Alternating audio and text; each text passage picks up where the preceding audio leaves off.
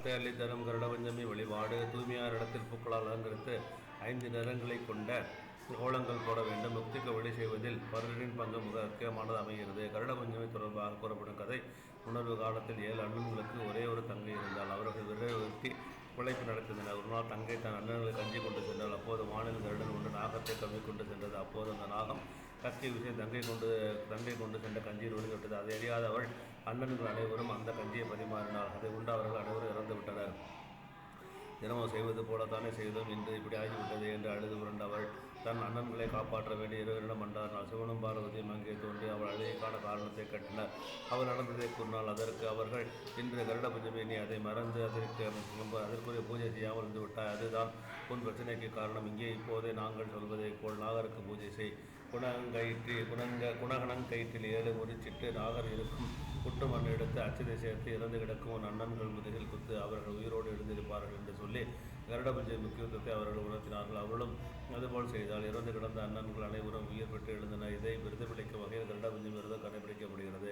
இன்றும் கூட கருடபஞ்சமி என்று பெண்கள் தங்கள் உடன் பிறந்தவர்கள் முதுகில் அச்சதை இட்டு குத்தி இவர்கள் தரும் சீரை பெற்றுக்கொள்வதை சில விரதங்களில் காணலாம். விரதமுறை வளர்முறை.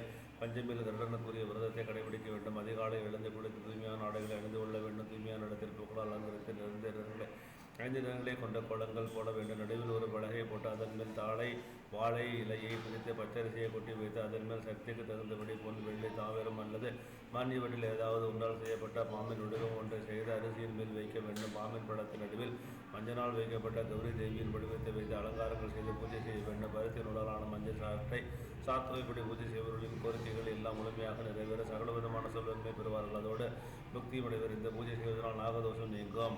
கருடபுராணம். பக்தியாக வழி செய்வதில் கருடனின் பங்கு அதி முக்கியமானதாக அமைகிறது. இதை பற்றி பெருமாக அறிய கருடபுராணத்தை கோவில் அல்லது புது இடங்களை அமர்ந்து படித்து தெரிந்து கொள்ளலாம். கருடபுராண புத்தகம் 19,000 சுரங்களை உள்ளடக்கியது. கடைசி அத்தியாயத்தில் மரணத்தின் பின் மனிதனின் நிலையை பற்றிய தகவல்களும் அவர்கள் செய்த வினையின் அடிப்படையில் சொர்க்கம் மற்றும் நகர உலக பலன்கள் போன்ற செய்திகளும் அடங்கியுள்ளன. குறிப்பாக தர்மத்தில் ஒரு உயிர் மனித உடலை விட்டு பிரிந்த நேரத்தில் வீட்டில் படிக்க வேண்டிய முக்கியமான ஒரு புராணமாக கருட புராணம் சொல்லப்படுகிறது. பண உருவகை கருட பஞ்சமி விரதம்.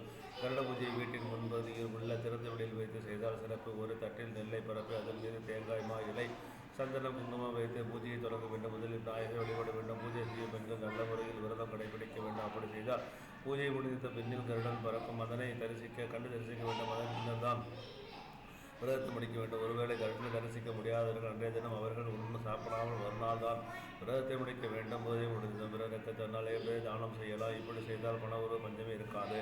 பெருமாளின் வாகனமாக விடும் கருடனுக்கு உரிய விரதம் தான் கருட பஞ்சமி விரதம். ஆடி மாதம் வளர்வரை பஞ்சமிக்கு இந்த விரதம் கடைபிடிக்கப்படுகிறது. பலன்கள் கருடனை வழங்கிய பனையினால் பகவானை வணங்கிய பலன் உண்டு. கருடனின் நல்ல அழகான இறக்கைகள், யக்கியங்கள் என்றும் காயத்ரி மகாமந்திரம் அவருடைய கண்கள் என்றும் தோத்திர மந்திரங்கள் அவருடைய தலை மற்றும் சாமவேதம் அவருடைய உடல் என்றும் வேதத்தில் கூறப்படுகிறது. கருடனை ஞாயிற்றுக்கிழமையில் தரிசனம் செய்தால் நோய்கள் நீங்கும். திங்கட்கிழமை தரிசிக்க துரோகங்கள் கிடைக்கும். துன்பங்களும் துயரங்களும் விலகும். செவ்வாய்க்கிழமை தரிசிக்க துணிவி மகிழ்ச்சியை வழங்கி புதன்கிழமை கருடனை தரிசித்தால் வஞ்சனை கொண்டவருடைய விரோதிகள் அழிவர், வெற்றி உண்டாகும்.